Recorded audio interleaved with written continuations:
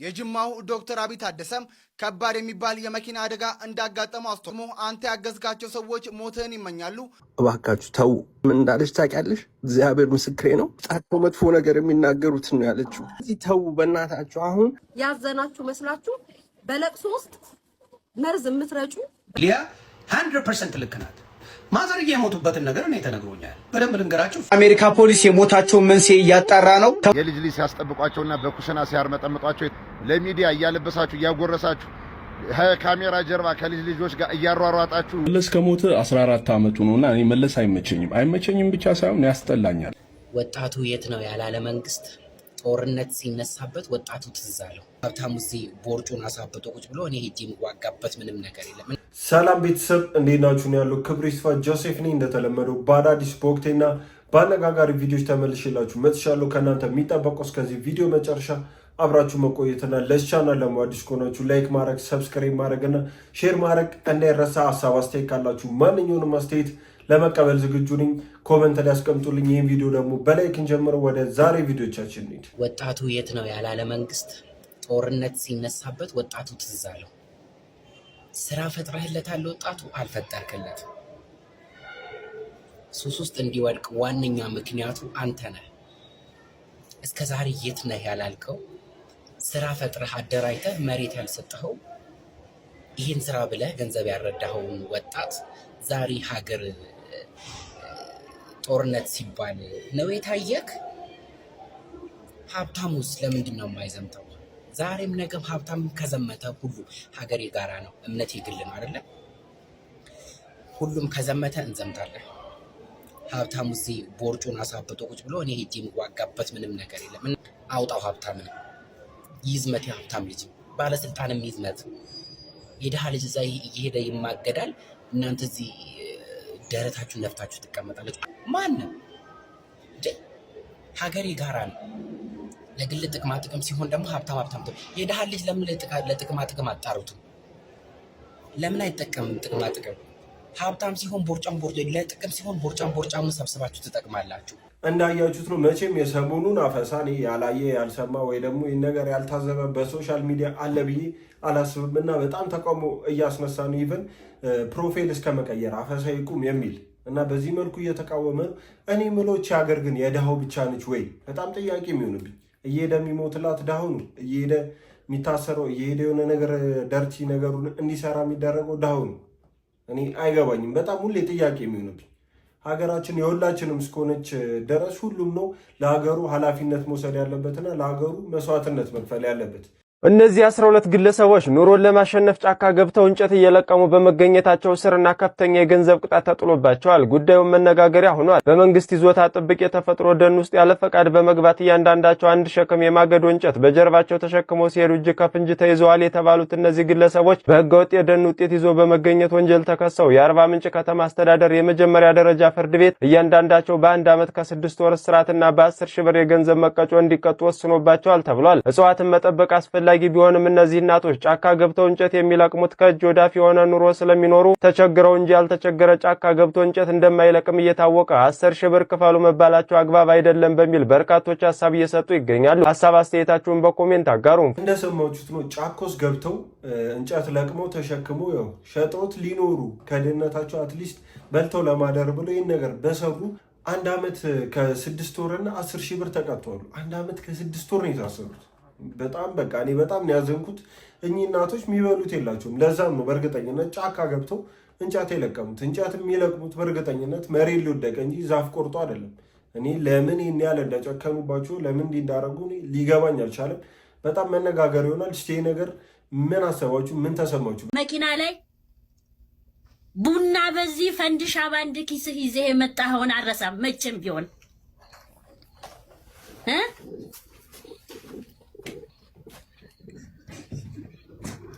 ሚኮ ሚኪ እኔ ለኢትዮጵያ ሕዝብ ለወዳጆችህ ይቅር እንዲሉ እኔም በረከካለሁ። የት ደርሳል የተባለ ዛፍ ቀበሌው ቆረጠው ማለት አሁን ነው። እንግዲህ አብዛኞቻችሁ እንግዲህ ታውቁታላችሁ። ዩቲዩበር ማይኮ በአብዛኞቹ ዩቲዩበር እንግዲህ በአጭር ጊዜ ውስጥ ተዋውቆ ኢትዮጵያ ውስጥ የፈመሰ ወጣት ነበረ።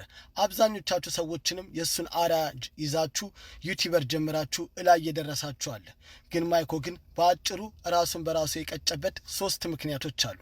የመጀመሪያ ደረጃ ከማይገቡት ሀብታም ነን ባዮች ጋር በመዋል ያልተገባ ነገር እያደረገ እግዚአብሔር የሰጠውን ጸጋ ትቶ የእነሱን ተረፍራፊ መልቀም ሲጀምር ውድቀቱ ጀመረ። በሁለተኛ ደረጃ ደግሞ የኢትዮጵያን ሕዝብ ከፍ ያደረገውን የኢትዮጵያ ሕዝብ በንቀት እያየ መሳደብ ሲጀምር ነው። በሶስተኛ ደረጃ ደግሞ ከማንም ጋር ተጣላ፣ ከእህት ከወንድም ጋር እናትና አባትን ያላከበርክለት ጸጋ ይገፈፍና ይሄው እንደዚህ እንደማይኮ ትሆናለህ። ለማንኛውም የሆነው ሆኗል። ግን ልጅ ማይኮ ግን በዚህ ሰዓት አንድ ነገር ማወቅ ያለብህ በፊት ዩቲዩበር በነበርክበት ሰዓት የነበሩ ጓደኞች፣ የነበሩ ጀሌዎች፣ የነበሩ የከበቡ ሁሉ አንተ ብር ስላለክ ነበረ። አሁን ግን እዚህ ጋር ስትቆም ካጠገብ ማንም የለም። ስትስቅ ዓለም አብራ ትስቃለች፣ ስታዝን ግን ብቻህን ነህ። ልጅ ማይኮ እኛ እናት ስለወደቁ አይደለም፣ ከስተት ከተማርክ የትኛውም ሰው እግዚአብሔር እንኳን የሰቀሉትን ይቅርታ ብሏል። እኛ ይቅርታ ማንለው ማንን? እባካችሁ ኢትዮጵያ ሕዝብ ገና ወጣት ነው፣ ያጠፋውን አጥፍቶ ይቅርታ እያለ ነው የሚገኘው። እባካችሁ ይቅር በሉትና ወደ ተለመደው ስራ ገብቶ የቤተሰቦችንም የራሱንም ህይወት ያስተካክል። የሚኮ ማይክ ነገር ያው በጣም አነጋጋሪ ሆኗል ሰሞኑን እና ሊቭ ላይ ደግሞ ከአባቱና ከእንጀራ እናቱ ጋር በዚህ መልኩ ተገናኝቶ ይቅርታ ሲጠያየቁ ነበር። ህዝቡንም እናትየው ይቅርታ እየጠየቀች ነበር እያለቀሰ። ያው ብዙ ሰው አዝኖለታል፣ ይቅርታ ማድረግልሃል እያለው ያለ ሰው አለ። በዛው ልክ ደግሞ ትንሽ ማይባል ሰው ይቅርታ እናደርጋለን በዛው እንደነበርክበት እዛው ቆይ ጥፋለን የሚል ብዙ አስተያየት እየተሰጠን። እስቲ እናንተ ስለ ሚኮ ማይክ ምን ይሰማችኋል? ምን ታስባላችሁ? እናቴ እኔ ብቻ ነው ያለችው፣ እናቴ እኔ ብቻ ነው ያለችው። ከከውብቁ መሞት በሁለት ደቂቃ እናቴ እኔ ብቻ ነው ያለችው፣ እናቴ እኔ ብቻ ነው ያለችው። እናቴ እኔ የምለው የገዛ ወንድምህን እንደዛ ባሰቃቂ ሁኔታ እንግዲህ ያው ገለው እና አሁን ምን ፈልገህ ነው ላይ ገብተህ ምናምን እወቁልኝ ምን አስፈልገው? አሁን ምን ሽልማት አዋርድ ፈልገህ ነው? ሽልማት ፈልገህ ነው? የሆነ ሜዳሊያ ምናምን ወርቅ የሆነ ነገር ይሰጥህ? አሁን ምን ፈልገህ ነው? አሁን ላይ ገብተህ ምን አይነት ትውልድ ላይ ምን አይነት ዘመን ላይ እንደተፈጠረና ራሱ ግራ ነው የሚገባንና ብቻ አስቸጋሪ ነው። ማንኛውም እንስሳ እርስ በርስ ሲበላላ አይተን አናቅም። እርስ በርስ ስጋውን ሲበላ ወገኑን ሲበላ አይተን አናቅም። እንግዲህ ያው በዚህ ክፍለ ዘመን ብቻ ከእንደዚህ አይነት ዘመን እግዚአብሔር በሰላም ያሻግረንና ይሄንን ደግሞ እንደ ተረት እንደ ታሪክ የምናወራበትን ጊዜ እግዚአብሔር ያምጣልን። ለምድራችን አሁንም ሰላሙን ያምጣልን። የሰሞኑን ያው የሳውዲ አረቢያው ቪዲዮ ኢትዮጵያኖች እርስ በርስ ከመገዳደል ያደረሳቸውና ሊቭ ላይ እስከ ማሳየት የደረሱበትን ቪዲዮ ብዙዎቻችሁ አይታችኋል ወይ ሰምታችኋል ብዬ አስባለሁ። እና ደግሞ ከነዛ ሰዎች መሀል ያሁን የሰማችሁት አንዱ ነው እና እዚች ጋር መጥቶ እኛ 2 ደቂቃ ነው የሚፈጅብን ምናምን እንጨርሳችኋለን፣ አንገታችሁን እንቆርጣለን ምናምን። እኔ ምን አይነት ድፍረት እንደሆነ አይገባኝም። እና ደግሞ አንድ ዜና ወጥቶ ነበረ በጣም ብዙዎችን ያስደስተ በዚህ ዙሪያ። እሱ ምንድን ነው የሚሉን እስቲ አይተን እንመለስ። ከሰሞኑ ሶሻል ሚዲያ ላይ ከሀገር ውጭ እንግዲህ አስቡት፣ ሶሻል ሚዲያ ላይ ላይቭ ላይ ሰው ሲታረዳየን በጣም በዘር በምናምን ተከፋፍሎ ብቻ በጣም ያሳል። ይሄ ነገር ምን ያህል ክፉ መሆን እንደሚችል አስቡት። ሰው ከሀገር ወጥቶ ህይወቴን እቀይራለሁ የቤተሰቤን ህይወት አስተካክላለሁ ብሎ የወጣበት ሀገር ላይ በዘሩ ምክንያት እንደዛ ሲሆን ማየት በጣም ይሰቀጥጥ ነገር ነው። በዛ ጉዳይ አስመልክቶ የኢትዮጵያ ኤምባሲ ሳውዲ አረቢያ ውስጥ ሪያድ ውስጥ ያለው ማለት ነው መግለጫ ወጥቷል። እናም በዚህ ጉዳይ ላይ እንግዲህ አንድ ተጠርጣሪ ይዞ የሳውዲ አረቢያ ፖሊስ እንግዲህ በቁጥጥር ስር ማዋሉን አስታውቋል። እና መግለጫው የሚለው ምንድነው? እስካሁን በተገኘው መረጃ አሰባሰብ ሂደት በዚህ ሰብአዊ ተግባር የተሳተፉ ያሉ ግለሰቦች በመደበኛ መንገድ ወደ ሳውዲ አረቢያ በመግባት በበረሃ ገጠራማ አካባቢዎች በመመሸግ ምክንያታቸው በግልጽ ባልታወቀ ጉዳይ ኢትዮጵያውያን አካባቢ መሰረት ያለ ጎራ በመፍጠር እርስ በርስ እየተጋጩ ይገኛሉ። እስካሁን በተደረገው ጥረት አንድ ተጠርጣሪ በሳውዲ አረቢያ ፖሊስ ቁጥጥር ስር ውሏል። ከዚህ ጋርም ተያይዞ የሪያድ ኤምባሲ ጉዳዩን አጣርተው ከምንጩ ለማድረቅና በዚህ ሰብአዊ ተግባር ላይ ተሳትፈው የተገኙትን ለህግ ለማቅረብ የሰራ ይገኛል። በተጨማሪም ይህን ድርጊት ለማስቆምና ወንጀለኞችን ለህግ ለማቅረብ በሪያድ የሚገኙ ሀገር ሽማግሌዎች ጋር ኤምባሲው በቅርበት እየሰራ መሆኑ ታውቋል። እነዚህን ወንጀለኞችን ለመያዝ የሚያግዝ ማንኛውም ተዛማጅ መረጃ ወይም ደግሞ ጥቆማ አስቸኳይ ለኤምባሲ እንድታቀርቡ በአክብሮት ጥሪ አቅርበዋል። እንግዲህ ይሄ ነገር በምንም መልኩ ተቀባይነት ያለው ነገር አለ። እንደሰማችሁት ነው። መታሰራችሁን ሰምተናል። አንድ ሰው ነው 2 ሰው ሳውዲ አረቢያ ላይ ተይዞ ታስሯሉ። ግን ከዚህ በፊት ያየ ነው ሊቭ ቪዲዮ ያ ገዳዮቹ ማለት አንዱ እሱ አልታሰረም እና በዚህ መልኩ ወጥቶ ራሱ ድጋሚ እየዛተ ነው እንዲያደርጋሉ 2 ደቂቃ ነው የሚፈጅብኝ እያለ የሆነ በጣም ምርጥ ነገር እየሰራ አስመስሎ እያወራ ነው። እኔ እንዴት አይነት ማህበረሰብ ውስጥ እንደወጣና እንዴት አይነት አይምሮ እንዳሉ ሊገባኝ አልቻለም። መለስ ከሞተ 14 ዓመቱ ነውና እኔ መለስ አይመቸኝም ብቻ ሳይሆን ያስጠላኛል። ሰውም እንስሳም አንድ ላይ ተደበላልቀን እየኖርን እኮ ነው መከራችን እያያሉ። ሰው የሚመስል እንስሳ ነው ይሄ ልጅ እያለ ያለው። መውቀስ የፈለገው ወይም ይሄንን ለማድነቅ ወይም አሁን ያለውን መንግስት ለማድነቅ ብሎ የዛሬ 14 ዓመት በህይወት የሌለን ሰው በመውቀስ አሁን ያሉትን ማስደሰት ይፈልጋል። እንደዚህ አይነት አሽቃባጮች፣ እንደዚህ የሆነ ነገርን ለማግኘት የምትፈልጉ ሰዎች የምትሄዱበት መንገድ የመንግስት ላይ የባሰ ጠላት ነው የምታፈሩት። ማድነቅ እኮ ቀላል ነገር እኮ ነው። መንግስትን ማድነቅ እኮ ቀጥታ የሰራውን ስራ ብቻ መዘገብ ነው። መሪዎቹን ካላከበርን ማን ነው ዓለም እኛን የሚያከብረን? መሪያችንን ነገ አብይ አህመድ ሲወርድ እኔ መልሼ ቪዲዮ ስላለታለሁ አንዴ መሪያችን ነው እንዴ ኢትዮጵያን የመራ መሪ ምናምን ብለህ እኮ መጨቃጨቅ አለብን። የዛኔ ማለት ሲወርድ አሁንማ እንጨቃጭቀዋለን እንዲሰራልን ማለት ነው። እኛ አሁን አብይ ለምን እንደምጨቀጭቀው ታውቃለህ? እንዲሰራልን ነው። በቃ ደስ ያርቀን። ከድሮ ጋር እናወዳድረዋለን፣ ከሌላ ሀገር ጋር እናወዳድረዋለን። እንዲሰሩ ነው። አስተማሪያ እንደሆነ አንድ ነገር ልንገር እስቲ። አሁን አዲስ አበባ ከአፍሪካ ምርጥ መንገዶች ካላቸው ከተማዎች ውስጥ አንደኛ ናት ተብሏል። ሁለተኛ ላይ ተደርጓል። አንደኛዋ ደቡብ አፍሪካ ላይ ያለችው። ይሄ ምን ማለት ነው? ስንት ሰዎች እንደዚህ ላይ እንደሰሩታል። እና አርቀበ ቆባ ያሉ እነ ተፈራው አሉ፣ አሁን አዳነች አቤቤ የእነዚህ ሰዎች ሁሉ ውጤት ነው። ምን ያደርገው አዲስ አበባን እዚህ ጋር ያደመጣት። ሁሉም አሻራውን አሳልፎ ነው የሚሄደው። ያንን ማድነቅ ክሬዲት መስጠት ያስፈልጋል እንጂ ዛሬ አዳነች አቤቤ ከተማውን መስርታ እዚህ ያደረሰችው አይደለም። እሷም በራሷ መንገድ እነዛም በራሱ መንገድ በጣም ብዙ ከንቲባዎች አዲስ አበባ ላይ ተረባርበው ነው የሚሰሩት። እንዳንተ አይነት እበት ግን ዛሬ መጣ ይመስላል አይደለም። ዛሬ የሰሩትን ክሬዲት ትሰጣለህ፣ ነገ የሚመጣውንም ክሬዲት ትሰጣለህ። አትደናቆር። አይደለም መለስ ጊዜ እኮ አንተ ከህወሓት ጋር ሆነ እኮ አንድ ላይ ሆነ እኮ ከመንግስት ጋር ስትዋጋ ነበር። አይደለም መለስ በነበረ ሰዓት ከህወሓቶች ጋር አብረው ነበር። እና ህወሓቶችን ለመንቀፍ ፈልገህ ከሆነ መለስ ዜናውን እየተናገርክ ያለው በጣም ስህተት እየሰራ ነው።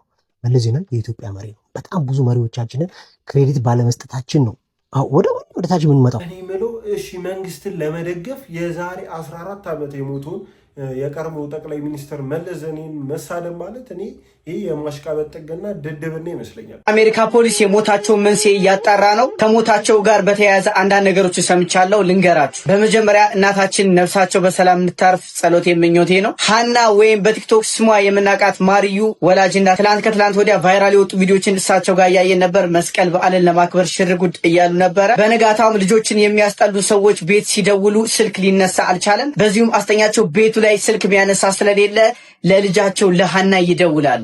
ሃናም በመደናገጥ ቤት ምን ተፈጠረ እንዴት ስልክ አይነሳም ብላ ማዘራቸው ጋር ሄደች። ቤት ስትደርስም የሃና እናት ነፍሳቸው አልፎ በሩ አቅራቢያ ወድቀው ነበር ያገኘቻቸው።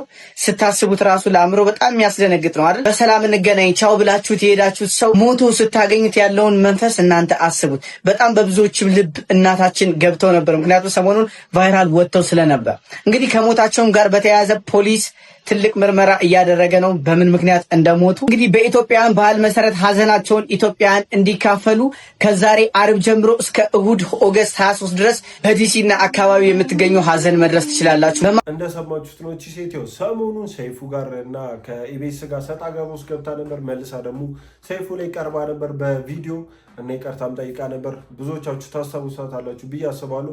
እናቷም ቲክቶክ ላይ ፌመስ ናቸው፣ አብሯት ነው የሚሰሩት እና መሞታቸውን ትናንትና ሰምተናል። ድንገት ነው ቤታቸው ሞተው የተገኙት እና ደግሞ የሞታቸው ምክንያት ልጃቸው ራሷ መሆኗን የተለያዩ መረጃዎች እየወጡ ነው። የተለያዩ ሰዎችም እየተናገሩ ይገኛሉ። እስቲ ምን አሉ የሚሉን እሱን አይተን እንምጣ። አሜሪካ ሀገር ላይ ፍትህ ለእናትሽ ሰዎች እናታቸውን አሜሪካ የሚወስዱት ሊያዝናኑ ነው። አንቺ ክፉ ልታስከትፍ ልጆችሽ ከትምህርት ቤት መልስ 24 ሰዓት ቲክቶክ ቪዲዮ ነው የሚሰሩት። ጥሩ ነው፣ ተቀባይነት አግኝተዋል፣ ይወደዳሉ። በአንቺ ግዳጅ ልጆችሽን ቲክቶከር አድርገሻቸዋል። መብታቸውን ተጋፍተሻል፣ የእናትሽን መብት ተጋፍተሻል። ጋይስ አያይዙት። እንዲህ ነው እንጂ መብት መጠየቅ ያለበት ጋይስ። ይሄ ራሱ የሴት ልጅ መብት እኮ ነው። አያይዙ ጋይስ። ከዛ የአገሬን ባህል ካልቸር ላስተዋውቅ ነው ጋይስ። ክትፋችሁ የምታበሉት ማስታወቂያ ነው እንዴ? እንደሰማችሁት ነው። ሊያሾ ከመሞታቸው ከ2 ቀን ከ3 ቀን በፊት ይህን ነገር ተናግራ ነበርና በጣም ብዙዎችን አስቆጥቶ ነበር ያ ነገር እና ደግሞ አሁን ላይ የሞታቸው ምክንያት አንድም ሊያሾ ነች እና ደግሞ የልጃቸውም ችግር አለ ከቤተሰብ ጋር ስለጣላቸው ብቻቸውን እንዲኖሩ አድርጋለች እና ብቸኝነቱና የስራ ጫና ነው እዚህ ጋር ያደረሳቸው የሚል የተለያዩ መረጃዎችም እየወጡ ነው። ሊያሾንም በጣም እየተቸች ትገኛለች እና ያን በማስመልከት እሷም መልስ ሰጥታለች። እሱንም አይተን እንምጣ። እናንተ ያዘናችሁ መስላችሁ በለቅሶ ውስጥ መርዝ የምትረጩ በለቅሶ ውስጥ ክፉ ነገር የምታስተላልፉ እናንተ ናችሁ። ሰው ብትወድ እኔ አይደለም። ከመሬት ተነስቼ አላወራሁ። ከመሬት ተነስቼ አስተያየት አልሰጠው። ከመሬት ተነስቼ እዛ ቤት ላይ እጄ ልጥፍ አላልኩም። ያየነውን ነገር ነው ያወራሁት። የሰማነውን ነገር ነው ያወራሁት። አስተያየት የተሰጠበትን ነገር ነው። ከዛ ከሁሉም እንግዲህ ዮኒም ተናግሯል፣ ሁሉም ሰው ተናግሯል። ከሁሉም ወሬ ተለይቶ የኔ ጎልቶ ታየ። መጣችሁ። ምክንያቱም አንገት የሌላት ሴትየው ልኳን ስለምነግራት እውነት ስለምነግራት አሜሪካ ሀገር ላይ ከአሜሪካ ሀገር ተነስተሽ ልጅሽን ወደ ኢትዮጵያ ዲፖርት ያደረች ለልጆች እናት መሆን እማትሺ ርካሽ ሴት ነች ስላልኳት ልክ ነኝ። እናት ለልጇ ዋጋ ስትከፍል እንጂ ዋጋ መክፈል አቅቷት ወደ ኢትዮጵያ ስትልክ አላውቅም። ሊያ 100% ልክ ናት። ማዘርዬ የሞቱበትን ነገር እኔ ተነግሮኛል። በደንብ ልንገራችሁ። እሷም ወጥታ ልትናገር ትችላለች። ማዘርየው ሌላ ቦታ ነው የሚኖሩት። የሆነ ኮምፓውንድ አለ፣ እዛ ውስጥ ነው የሚኖሩት። አፓርትመንት አለ፣ እዛ ነው ማዘርየው የሚኖሩት። እሷ ለብቻዋ ነው ከባለቤቷ ጋር ከልጆቿ ጋር ነው የምትኖረው። ማዘሯ ጋር ትመጣለች ማታ ከመሸ 10 o'clock ማለት በኢትዮጵያ ከምሽቱ 4 ሰዓት ነው የሚባለው። ከምሽቱ 4 ሰዓት ላይ ምግብ ይዛላት ምናምን ይመጡና ማዘር ለእሷ ሰጥተው ይሄዳሉ ወደ ቤታቸው ይሄዳሉ። ከዛ በኋላ ደግሞ ለጠዋት የሆነ ስራ ነበረባቸው ጠዋት ላይ። ከዛ ቅቤ ለማንጠር ስራቸውን ለመስራት አድርገው እየሰሩ መሽቷል። እናት ናቸው፣ አያት ናቸው። ይመሽቷል። ቅቤ ለማንጠር ሲያደርጉ ደክሟቸው ኦል ደ ዌይ ሲሊንደሩን የዘጉ መስሏቸው ለካ አልተዘጋም፣ ሙሉ ለሙሉ አልተዘጋም። ሲደክሙ ሲለፉ ላባቸውን ጠፍ አድርገው የሚኖሩ እናት ናቸው። ያላረፉ እናት ናቸው። ያላረፉ አሜሪካ አምጥታችሁ እናቶቻችሁን ልጅ ጠባቂ የምታረጉ አሜሪካ አምጥታችሁ ደማቸውን የምትጠጡ ብዙ ሰዎች አላችሁ። አላረፉም። እናት አላረፉ። ምንድነው የምታወሩት? እኚህ መስኪን እናት አላረፉም። እሷን አብልተው እሷ ጋር ምሽተው ከዛ በኋላ መጥተው እንደገና ወደ ስራ ነው ሄዱት። እንደሰማችሁት ነው። ሊያሾ ራሷን ተከላክላለች። እውነት ነው ያወራሁት ብላለች። ዮኒ ማኛም በዚህ መልኩ ሊያሾን ደግፎ የተለያዩ መረጃዎችን በሰማችሁት መልኩ አውጥቷል እና ብቻዋን እንደምኖር እናትየው በጣም የስራ ጫና እንዳለባት ላሳረፍሽ ብላ ወስዳ ህፃናቶችን ጠባቂና ያው ምግብ እንድሸጥ በጣም ብዙ የስራ ጫናም እንደሚደረግባት ተናግራለች እና የሞተችበትም ምክንያት እናትየው በተኛችበት በሲሊንደር ጭስ ታፍና ነው ስራ ስትሰራ ደክሟት በተኛችበት የሚል ብዙ መረጃዎች እየወጡ ነው። ግን ደግሞ ከራሳቸው ከቤተሰብ ምንም የተባለ ነገር የለምና ይህን አስመልክቶ ደግሞ ልጅየዋ የሚደግፉ ሰዎች መጥፎን ኮሜንት የምታደርጉ እዚህ እንኳን እናትየው ምን አደረገች እሷ ነች እንጂ እያሉ ያለችዋን ልጅ ደግሞ ሌላ ችግር እንዲመጣብን እያደረጋችሁ ነው። እባካችሁ ተዉ። ኮሜንት ላይ እያየው ነው እና በማርያም ተዉ። ከትናንት ወዲያ ምን እንዳለች ታውቂያለሽ? እግዚአብሔር ምስክሬ ነው እንዴ በእኔ አልሰረው እንትን አላልኩ። መቀመጥ አልወድም። ልጆቼን እምቢ ብዬ ነው መስራት ስለምወድ ነው። እንደው መድኃኒዓለም እንደዚህ ልብ ይስጣቸው መጥፎ ነገር የሚናገሩትን ነው ያለችው። ክርስቶስን ነው የምልሽ ከትናንት ወዲያ። ስለዚህ እባካችሁ በእናታችሁ በቃ ትንሽ ሰው ነው አግኝታችኋል። ከትናንት ወዲያ ኪዳነ ምሕረትን ከትናንት ወዲያ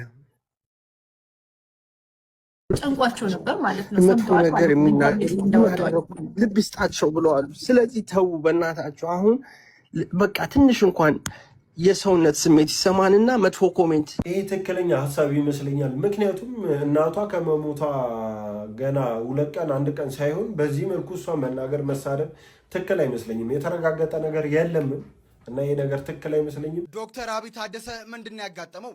የበርካታ ህጻናት መዳን ምክንያት የሆነው ከጅማ ተነስቶ አዲስ አበባ የገባውና ባለው መልካም ስብዕና ምክንያት በርካታ ኢትዮጵያውያን ዘንድ ተወዳጅነትን ያተረፈው የጅማው ዶክተር አብይ ታደሰም ከባድ የሚባል የመኪና አደጋ እንዳጋጠመው አስታውቋል።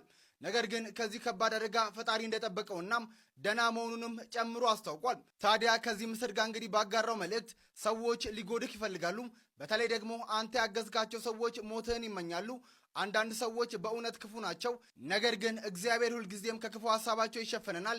ቅድስት ድንግል ማርያም ሁላችንንም ጠብቀን በማለት መልእክቱን አስተላልፏል።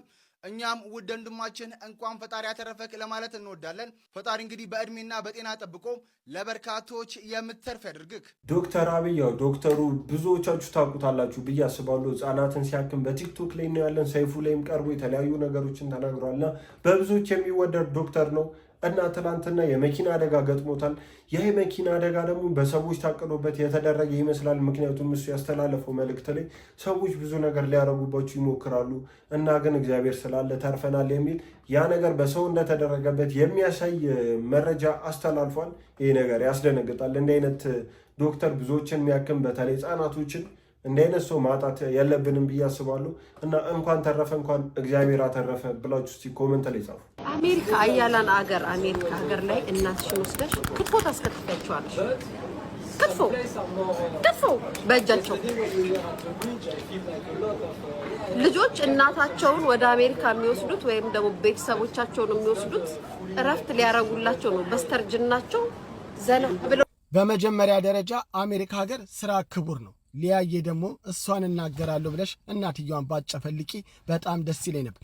አንቺ እንዳልሽው እዚህ ሀገር ያሉ ልጆች ወላጆቻቸውን የሚያመጡት ለማዝናናት ወይም እረፍት ለመስጠት አይደለም። እኔ ተንትኜ ልንገርሽ ብዬ ነው። አንደኛ ደረጃ ልጆቻቸውን ለማስጠበቅ፣ ሁለተኛ ደረጃ ደግሞ በእነሱ ጡረታ ለመብላት፣ በሶስተኛ ደረጃ ደግሞ የቤታቸውን ስራ እነሱ ሲሯራጡ ወጥ ቤታቸው ምናምን እንዲያጸዱላቸው ምናምን ነው።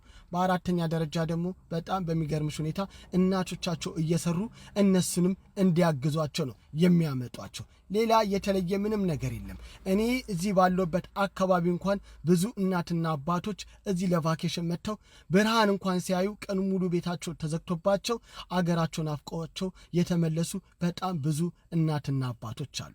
በጣም በሚገርምሽ ሁኔታ በየአፓርትመንቱ በየቦታው ስኔት ብዙ እናቶች ድንጋይ ላይ ቁጭ ብለው ቆዝሞ ስናገኛቸው እንዴት አንጀታችን እንደሚንሰፈሰፍ ልነግርሽ አልችልም። ስለዚህ እዚህ የሚያመጧቸው እንዲረዷቸው እንጂ ሆነ ብለው ለማዝናናት እንዳልሆነ ልንገርሽ ብዬ ነው። ይሄ ደግሞ ሁሉም የአሜሪካ ሕዝብ ያውቃል። በተረፈ ግን እኒህ የተናገርሻቸው እናት ግን ቀርበሽ ብታያቸው እንዴት ኢትዮጵያዊነታቸው ጎልተው በእጃቸው በልቻለሁ ጠጥቻለሁ እንዴት እንደሚንሰፈሰፉ ሲያገኙሽ እናት የሆኑ እናት ናቸው። በጣም ጠንካራና ራሳቸውን ችሎ የሚኖሩ በጣም ጎበዝ እናት ናቸው። ሊያየ ልንገርሽ ብዬ ነው። የአሜሪካን ነገር እንደማትከፍብኝ በጣም እርግጠኛ ነኝ። ለዚህ ነው ለመዝናናት ሳይሆን ለመቦሳቀል ለመንከራተት ነው የሚመጡት ብለሽ አስተካኪ ለማለት ነው። ለምን ሰው የእናትየው ሞት በልጅየው ሊያሳበብ እንደፈለገ አልገባኝም። እቺ ልጅ አይ ቲንክ ብዙ ጠላት ያላት ይመስለኛል። ብዙ ሰዎች አጋጣሚውን እየተጠቀሙበትም ይገኛሉ እና እሷን ለመተቸት የእናቷ ሞት ምክንያትም እሷ እንደሆነች በጣም ብዙ ሰው እየተቸ ነው እና ይህን ሲሰማ ምን እንደሚሰማት መገመት አይከብደኝም። ምክንያቱም እናታችሁ ሞታ ጭራሽ ደግሞ በእናንተ ሲሳበብ የሞቷ ምክንያት በጣም ነው የሚያሳዝነው። ይቺ አፍሮ ፌሚኒስት ነኝ የምትል ሴት የምትለውን ሰምተን እንመለስ። እግዚአብሔር ኦር አላህ አንቺን ይጠላሻል፣ ሴትነትሽን ይጠላዋል። ሃይማኖትሽ ፕሮቴክት አያደርግሽም። ኦኬ በግልጽ ሴትን ልጅ እጠላለሁ ብሎ እስካልጻፈ ድረስ አያምን ብለሽ ነው እንጂ ኤቭሪዌር በመጽሐፍ ቅዱስም በቁርአንም ካየሽው አንቺ ፕሮፐርቲ ነሽ፣ የወንዱ እቃ ነሽ፣ የወንዱ ንብረት ነሽ በእግዚአብሔር ዘንድ ወይም ባላህ ዘንድ ማለት ነው። ስለዚህ ፕሮቴክት አያደርግሽም። አትሊስት እጅሽ ላይ ያሉትን መጽሐፍቶች እና ሃይማኖቶች ኮስችን አድርጊ። ሌላው ግብ ማላለች ወዲ እንደዚህ በግልጽ እየተነገራችሁም ብዙዎቻችሁ አታምኑም አይደለ? ፌሚኒዝም ሃይማኖትሽን ሊያስጠልሽ፣ ከትዳርሽ ሊያጣላሽ፣ ከተፈጥሮሽ ጋር ግብ ግብ እንድትገጥሚ ሊያረግሽ ነው ስንል አሰሙ። ይች ልጅ በግልጽ መጣች። አላም ሆነ እግዚአብሔር ላንቺ አያስቡም፣ እቃ ነሽ፣ ግድ የላቸውም፣ ግድ ያለው ላንቺ ፌሚኒዝም ነው ትላለች። ትናንትና የመጣን አይዲዮሎጂ በሺህ ዓመታት ውስጥ ተጉዘን የተቀበልነውን እምነታችንን እንግዲህ እሱ እንደሚበልጥ አይዲዮሎጂው እንደሚበልጥ እየነገረችሽ ነው። ቀና ያልሽው የምትናገሪው የተማርሽው ምርጫ የምትመርጪው በእኛ ምክንያት ነው እያለች ነው። ኢጓቸው እኮ በጣም ይገርማል። የፌሚኒስቶች በዛው ሶስት ነገራቸውን ይገርመኛል። አንደኛው የስድብ ዕውቀታቸው ሰይጣን ራሱ ኖት እየያዘ የሚማር ይመስለኛል ከነሱ። በስማም የስድብ ጎተራ ናቸው። ሁለተኛ በጣም ጋጠ ወጥነታቸው እኔ እንጃ እኔ ከአእምሮዬ በላይ ነው። ሶስተኛ ደግሞ ድፍረታቸው ከሃይማኖት ጋር ሲላተሙ፣ ከማህበረሰቡ ጋር ሲላተሙ፣ ከቤተሰብ ጋር ሲላተሙ፣ ሰዎችን ሲያቃልሉ የሚሄዱበት ርቀት ምን ጉድ ነው የሚያስብለው። አሁን ይቺ ልጅ በልበ ሙሉነት ነው በቃ መጽሐፍ ቅዱስን አጥንቶ እንደጨረሰ ቁርአንን ቀርቶ እንደጨረሰ ሰው በቃ አላህም ሆነ እግዚአብሔር ግድ የለውም ትላለች። አንድ የገባኝ ነገር ግን አላህም ሆነ እግዚአብሔር የለም አይደለም አንድምታው በሌለ ነገር አትሟገትማ። አለ ግን ግድ አይሰጠውም ነው የምትለው። ሬጅ ነው ይሄ። ውስጥ በቀል፣ መራርነት፣ ቢተርነስ አለበት። አሁን ይሄንን በየጊዜ የምትጋታ አንዲት ክርስቲያን ወይ ሙስሊም ፌሚኒስት በእምነቷ እየበረታች ነው ወይስ እየደከመች የምትሄደው? ቀስ በቀስ ፈጣሪዋ ላይ ጥያቄ እያነሳች፣ ቀስ በቀስ ዳውት እየጣሉባት ይሄ ነገር እኮ ልክ ነው፣ ይሄ ነገር እኮ እውነት ይሆን እያለች ከእምነቷ እየሸሸች ከማህበረሰቡ ጋር እየተጣላች፣ ትዳርም ካላት ከትዳሯ ጋር እየተላተመች፣ ከሌላትም ወንድ ጠል የሆነች መጨረሻ ምንድነው የሚሆነው? ወደ እነዛ መስመር ልትገባ። ይሄ ምኑ ነው ጠቀሜታው? ጥቃት፣ አስገድዶ መድፈር፣ የሴቶች ጭቆና የሚባለው ሽፋን ነው የምንለው ለዚህ ነው። ቀስ በቀስ ሊያሸሹሽ ነው አንቺን ከገነቡሽ ነገሮች። ሃይማኖት እኮ ብዙዎቻችን ቀና ብለን እንድንሄድ፣ ሐሳባችንን በግልጽ እንድንናገር፣ ትዳራችንን በአግባቡ እንድንመራ፣ ከሰው ለሰው ጋር ባለን ግንኙነት እንዴት መስመር ይዘን ተከትለን መሄድ እንዳለብን ለራሳችን ዋጋ እንዲኖረን ያደረገን ሃይማኖት ነው። ፌሚኒዝም ትናንትና የመጣ አይዲዮሎጂ እንዴት ነው እኛን ሰራን ብለን የምንሟገተው? ኢትስ ሪዲክለስ እኮ። እነሱ ግን ኢጓቸው እላይ ነው በቃ። ሌላው በሰራው ክሬዲት መውሰድ ይፈልጋሉ። አረ ያስተዋላችሁ ሴቶች፣ ሰይጣንም እኮ ቀንድ አብቅሎ አይደለም የሚመጣው፣ ስጋ በለበሰ ነው የሚጠቀመው። የሰይጣንን ሐሳብ አንስተውም እንዳለው ሐዋርያው ጳውሎስ የሆነ ሰው ሲናገር ያ ነገር የሚናገረው ከመጽሐፍ ቅዱሴ ጋር ይሄዳል ወይስ ከቁርአኔ ጋር ይሄዳል ብሎ መፈተሽ ጥሩ ነው። እየሆነ ያለው ግን እንደዛ አይደለም። ይዘዋችሁ ገደል እየገቡ ነው፣ እየነገሯችሁ ነው፣ ተስፋ እንድትቆርጡ እያረጓችሁ ነው፣ ከሃይማኖት እያፈለሷችሁ ነው። ድብቅ አጀንዳ አላቸው። ደግሜ ላለው ድብቅ አጀንዳ መርዝ የሆነ አንቺን ሊያጠፋ የሚችል ደስታሽን ሊያሸሽ የሚችል በራስ መተማመንሽን ሊጥል የሚችል ነፃነት በሚመስል ነገር ውስጥ ባርነትን እየሰበኩሽ ነው። ንቂያውን እንደሰማችሁት ነው። የፌሚኒዝምን ያው ብዙ ሰው የሚፈራበት ምክንያት አንዱ ይሄ ነው። ሃይማኖትን ለማስጣል ይሞክራሉና ደግሞ ሃይማኖትን ያጥላላሉ በዚህ መልኩ እና ይሄ ደግሞ አንድ እንድንቃወም የሚያደርግበት ትልቁና ዋነኛው ምክንያት ይሄ ነው ብዬ አስባለሁ። ጆርዲዬ እህቴ እንደው በእግዚአብሔር በእናታችሁ ለእሷ አድርሱልኝ። ይሄንን እህቴ ይኸውልሽ አንቺ ትሰማ የሚለውን ቻሌንጅ ስትጀምሪ በሴቶች ላይ የሚደርሰውን ጥቃት ተቃውመን እኛ ከጎንሽ አብረን ቆመን ሴት ልጅ ትሰማ ስንል ነበር አይደለ? ሀሳቡ ልክ እንደሆነ አውቀን ማለት ነው። እኛም ደግሞ አንቺ እንድትቃወሚ የምንፈልገው እኛ ልክ አይደለም የምንለው እንደ ማህበረሰብ እንደ ሃይማኖት የምንቃወመው ነገር አለን። እሱም አንቺ ከኛ ጎን ሆነሽ እንድትቃወሚ የምንፈልገው ነገር አለ። እርሱም ገብረ የሴትና የሴት ወንድና የወንድ መጋባትን አይደለም ይሄ ለትውልድ ጠንቅ ነው ብለሽ በእንግሊዘኛ ስሪልን፣ ቻሌንጅ ስሪልን። ይህንንም ወጥተሽ በአማርኛም ደግሞ እዚህ ኢትዮጵያ ውስጥ ያሉትን ተቃውሚልን እባክሽን። እንደው ስንወድሽ እህቴ እኛ አንቺን ተባብረን የለ አንቺም ይህን አድርጊ። ኮፒ ሊንክ ሪፖስት እያደረጋችሁ ላይክ እያደረጋችሁ ይህን አድርሱ። ኮሜንት ላይ ደግሞ ጆርዲ በዛብህ እያላችሁ አካውንቷን ሜንሽን እያደረጋችሁ ይሄ ቪዲዮ እሷ ጋር ይደርስ አድርጉልኝ እባካችሁን። እንደሰማችሁት ነው። ትክክለኛ ጥያቄ ይመስለኛል። ጆርዲ ይህን ነገር ማደግፍ ከሆነ በግልጽ ወጥታ በእንግሊዝኛም ሆነ በአማርኛ እንደምትቃወም መናገር አለባት ብዬ አስባለሁ። ራሷን ከዚህ ነገር ነፃ ካረገችው ሁሉም ሰው ያምናታል ብዬ አስባለሁ። ግን ደግሞ ደፍሬን ታደርጋለች ብዬ አላስብም። ምክንያቱም ከጀርባው ሌላ ዓላማ እንዳለው ሁላችንም እናውቃለን። ያው ፕሩፍ ማድረጊያ ነገሮች ብዙ አሉ። የጦርነት ፊልም ራሱ ሲያይ ጦርነት ፓርቱን እያሳለፈ ፍቅር ብቻ የሚሰሩበትን ፓርት እያያደገ ወጣት አሁን በግድ ታፍሶ ጦር ሜዳ ሄደው ምን ባዝሊን ሊቀባቸው ነው፣ ሶፍት ሊያንቃቸው ነው። እኔ እኮ ምን እየተካሄደ እንዳለ ግራ ነው የገባኝ። መጀመሪያ ባክግራውንዳችንን ማጥናት አይቀድም? እዚህ ቲክቶክ ላይ መጠን እችና ምናምን ስን ግላዲያተር መሰልናችሁ እንዴ? የሰሞኑ አፈሳ ለአንዳንድ የጸጥታ አካላት ጸዴ ቢዝነስ መንገድ ሆኖላቸዋል። ይሄ ቪዲዮ ለሚመለከተው አካል እንዲደርስ አድርጉልኝ። እንግዲህ መንግስት የዜጎችን ሰላምና ደህንነት ያስጠብቁልኛል ብሎ ያሰማራቸው አንዳንድ የጸጥታ አካላት ሁሉንም የሚመለከት አይደለም። አንዳንድ የጸጥታ አካላት ግን ነገርየውን እገታም እያስመሰሉት ነው። በዚህ ሰዓት ምን እንደው መሰላቸው የሚያደርጉት ነገር የሆነ ቦታ ላይ ጭር ያለ ቦታ ላይ 2-3 ወር ደግሞ ብቻውንም ሊሆን ይችላል ሲሄድ የተገኘ ሰው ወከባ ምናምን ያለበት ቦታ ላይ ይይዙትና ወደ ጣቢያ አይደለም የሚወስዱት እየታፈሰ እንዲያስብ ያደርጉትና ቤተሰብ ጋር ደውሎ ገንዘብ እንዲጠይቅ ነው የሚያደርጉት እና የሚጠሩት ገንዘብ 30 ሺህ 50 ሺህ ብር ነው። አሁን ላይ እኔ ብቻ አይደለም ብዙ ሰዎችንም ቼክ ስላደረጉ የጸጥታ አካላት ሲታይ ሳይ በቃ ሰላም የሆነ መረጋጋት ነው የሚሰማኝ፣ የሆነ ነፃነት ነው ሊሰማኝ የሚገባው። አሁን እንደዛ አይደለም። መንግስት እዚህ ነገር ላይ መስራት ባለበት ልክ ሰርቶ እነዚህ አካላት ላይ ተገቢውን እርምጃ መውሰድ አለበት ብዬ አምናለሁ። አሰራሩንም እነዚህን አካላት ማኔጅ ለማድረግ የሚመች አሰራር ወደ ታች መውረድ አለበት ብዬ አምናለሁ። ለሚመለከተው አካል አድርሱልኝ። አስባችሁታል? ምንም በማታውቁበት ድንገት ታፍሳችሁ ሄዳችሁ ከዛ 1 ሳምንት ወይ 2 ሳምንት ሰልጠናችሁ፣ ሰልጣናማ አይባልም በቃ ልብስን እስክቀየር ጸጉርን ስትላጭ ምናምን የሚያልቅ ጊዜ ላይ ከዛ ሄደ ተነስተ የሆነ ጦርነት ማል ስትገባ ማታውቀው ቦታ ምንም ስለዛ ነገር ማታውቅ፣ ይሄ በጣም ልክ ሊገሉ እንደሚወስዱ ነው የሚቆጠረው እንጂ እኔ በቃ ይሰልጥኖ ለሀገሩ ነው የሚል ሀሳብ የለኝም። በቃ እና ያፈሰው ነገር በዚህ መልኩ ብዙዎች እየተቃወሙት ይገኛሉ። እዚህ ፎቶ ላይ ያለው ልጅ ደረቱ ላይ ያለውን ጽሑፍ ልብ በሉ። ከዛም የሆነውን ስትሰሙ በእጅጉ ትደነቃላችሁ።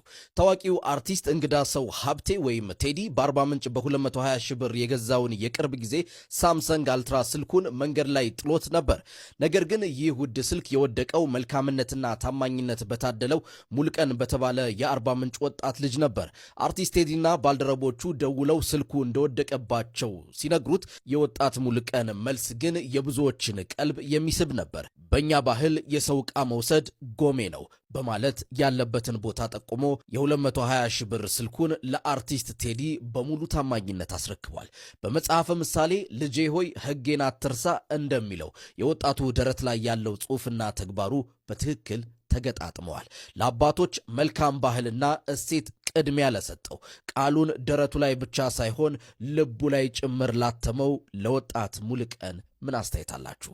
ኮሜንት ላይ አጋሩኝ። መልካም ጊዜ። እውነት ለመናገር በጣም የወደድኩት ቪዲዮ ነው። ቲሸርቱ ላይ ያለውን ነገር አስመስክሯል ብዬ አስባለሁ። እግዚአብሔርን ቃል በደንብ ተግብሮታል እና በዚህ ጊዜ እንደሚያደርግ ሰው በጣም ትንሽ ነው እና ልጁ ሊደነቅ ይገባል። ምንቴ የሚባል ሚሊዮነር ነኝ ብሎ ሲቀበጣጠር የነበረ አንድ እብድ እሱ ከጎኔ ያበላኛል ያጠጣኛል በሚለው ኮንፊደንስ ነበር ብዙ ነገር ያበላሻው። ዩሲ እኔ የምተማመነው አምላኬን እንጂ የሰውን ልጅ አይደለም። በሰው ልጅ ተማምነ ከደነፋ ገደል ገቢ ነህ። አየህ ችግሩ አንተ ጋር የነበረው ምንድን ነው? ምንቴ የሚባል አንድ የሆነ እንትን ቤት ነበረው፣ የሆነ ምንድን ነው የፈርኒቸር ቤት ነበረው እና ከመሬት ተነስቶ ሚሊዮነር ነኝ ብሎ መጣ። ባለ ጊዜ ነው። ከዛ ማጭበረሩ ምኑ ህዝቡን ሲያጭበረብር ተያዘ። እንግዲህ አፈር ከድሜ ያስገቡት ሶፋ ቤት ነበረው።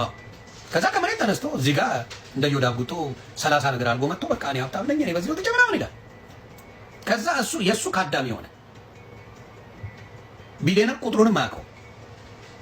ሌሎቹም እንደዚህ መጥተው እዚህ ጋር የሚበጠረቁ አሉ። አፈር የገቡ በሙሉ ያሉት በሙሉ አንዳቸውም አይደሉም። መጥተህ ቢሊዮነር ነኝ ሚሊዮነር ነኝ ካልክ ሌባ ነህ አይደለ? መጨረሻ ላይ አፍራችሁ ተሸማቃችሁ ነው ከሶሻል ሚዲያ መጣው። እሱን ተማመነ፣ ከሱ ጋር ሆነ። ከዛ ምን ማድረግ ጀመሩ? ማቀበጣጠር ጀመረ። በቃ ህዝቡን ምኑ ክትፎ 1 2 3 ቀን ቀይወጥ ሲበላ ምን ይሆናል? ህዝብ ተረሳ። ከዛ አንተ የሸጎደ እሱ በሚኮ ሜክ እና በአባቱ ዙሪያ የተለያዩ ሰዎች ሀሳብና አስተያየታቸውን እየሰጡ ነው እና ደግሞ ያው ያኔ ያጠፋ ይመስለኛል። ምክንያቱም እንደዛ ፌመስ ከነበረበት በተለይ ዩቲዩብ ላይ እንደዛ ታዋቂ ሆኖ እየሰራ ቢሆን አሁን የደርሶ ሊሆን እንደሚችል እነ አቤል ብርሃኑ እነ እሸቱን መለሰ ማየት እንችላለን። አሁን እነሱ የት ነው ያሉት? እሱ የት ነው ያሉ? በሰዓቱ እሱ ከነሱ ማይተናነስ እንደውም የበለጠ እውቅና ያለው ሰው ነበር። ግን ደግሞ በማይረባ ነገር ተታሉ ማለት እኔ እንዴት ነው ሰው እንዲህ አይነት እድል አሳልፎ የሚሰጠው?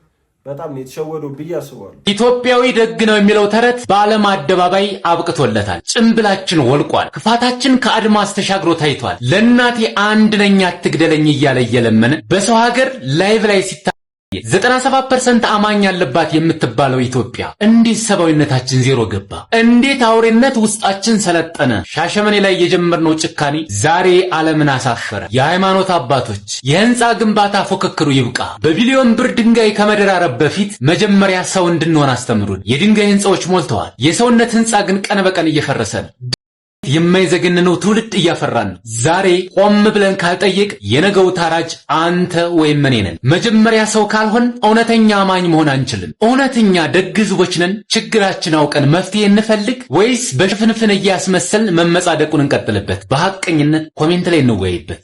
በጣም ትክክለኛ ማንነታችንን የሚገልጽ ቪዲዮ ነው ብዬ አስባለሁ። ግን እውነት ለመናገር አሁን እኔና ያነዛ ሲገሉ የነበሩ ሰዎች እኔ አይምሯቸው እና ሀገራችን አንድ ነው ብዬ አላስብም። ምክንያቱም እኔ ያን የማድረግ ጭራሽ አይደለም ያን እጄን እሺ ብሎኝ እንደዛ ለማድረግ አይምሮ ውስጥ ላይ ማይመጣ ነገር ነው እና እነሱ ደፍሮ እንዲያርገው ያው አንድ ላይ መጠቅለላችን ልክ ባይሉም ግን ደግሞ በጣም ብዙ መጥፎ ሰዎች እንዳሉና ብዙ ጨካኝ ሰዎች መጥፎ አስተዳደግ ያደጉ ብዙ ሰዎች በዘር የተመረዙ እንዳሉ አሳይቶናል ብዬ አስባለሁ ይህ ቪዲዮ። እሺ ቤተሰብ የዛሬዎቹ ቪዲዮቻችን እነዚህን ይመስሉ ነበር። እንደወደዳችኋቸው እንደተዝናናችሁባቸው ተስፋ አረጋለሁ። እስከሆነ አይታችሁ ላይክ ያላረጋችሁ ላይክ በማድረግ ሰብስክራይብ ያላረጋችሁም ሰብስክራይብ በማድረግ የዚህ ቻናል ቤተሰብ መሆን እንዳይረሳ። በተለይ አዲስ ሆናችሁ ሰብስክራይብ አድርጉ።